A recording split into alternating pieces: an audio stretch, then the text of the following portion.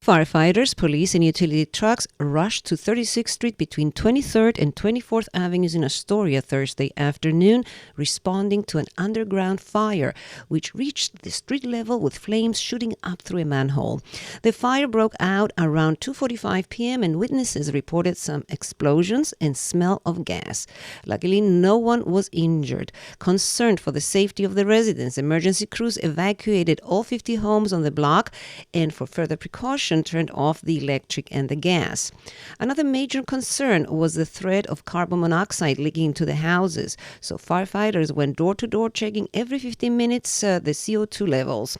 The majority of the residents were allowed to return to their homes later in the early evening after firefighters determined from their readings that there was no carbon monoxide threat leaking into their homes.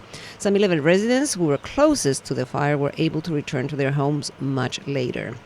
Police towed away all cars parked in the area to make sure they are not damaged as utilities started digging underground to try and solve the problem which started the fire. At first, it was believed that it was an electrical issue that caused the fire. However, later Con Edison reported it was a gas issue.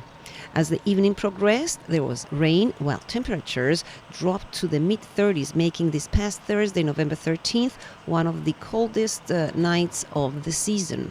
Residents on the block were happy that no one was hurt, but were concerned how they will cope without electricity and heat.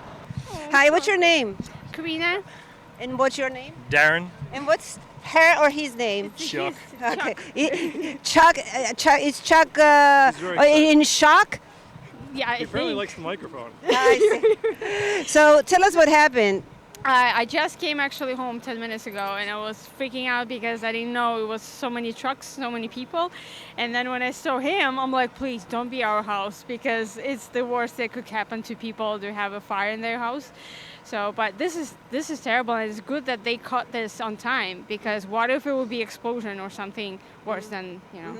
Mm-hmm. What can you tell us? I apparently just got here as the whole crowd was showing up, and my upstairs neighbor said that she was actually heading out when she saw little wisps of fire coming out of the gutter.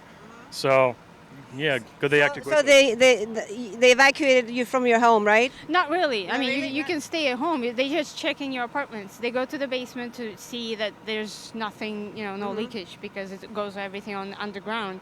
Mm-hmm. Hi, what is your name? Jocelyn. And what is your name? Caesar. Caesar, are you scared? Yes. Okay. What happened when you came home today? The lights went out. How about you? When you came home, what happened? I came from school and then I noticed everything, like the firefighters were here and everything, and I was like, what happened? And apparently the light was like something happening with the electricity, and like the fire was going on, and I got really scared. I was like, wow, what's going on? And after I got home, I saw that there was no electricity at all. The lights were off. I couldn't do anything. And but they put the fire out right away, right? Yes, the firefighters came and got everything settled down. Okay. Did they evacuate you from your house? Yes, they had to evacuate us, and we had to stay out for a little while. But we had some relatives that live around here, so that's how we got to safe. Okay, good luck, sweetie. Also on the scene was Councilman Costa Costantinides from Astoria, who came to assess the situation and with whom we discussed this frequent phenomenon of underground fires erupting in his district from Con Edison manholes. Costa, here we go again with Con Edison and the sparkling fires. You're the council member here. You came right away. What's going on? What can you share with us? Right now, it seems things are under control. Con Ed is working to restore service to the block.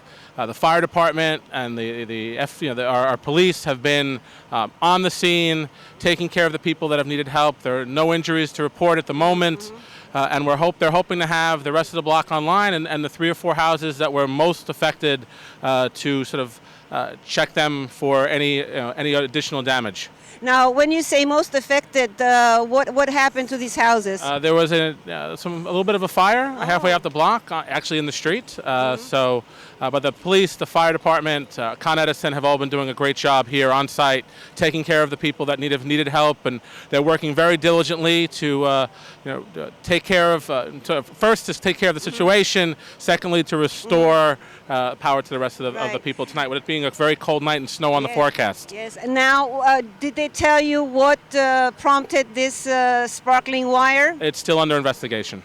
Still under investigation. Are you going to look into these problems that we frequently have here in Astoria, especially around this season? Absolutely, absolutely. I mean, this is extremely dangerous. We always have to sort of be diligent and work with all of the agencies to make sure that we're safe. And I'm going to work with my partners in government and with the agencies to do that. Thank you, Gus. You're doing a great job. Thank you, Elena.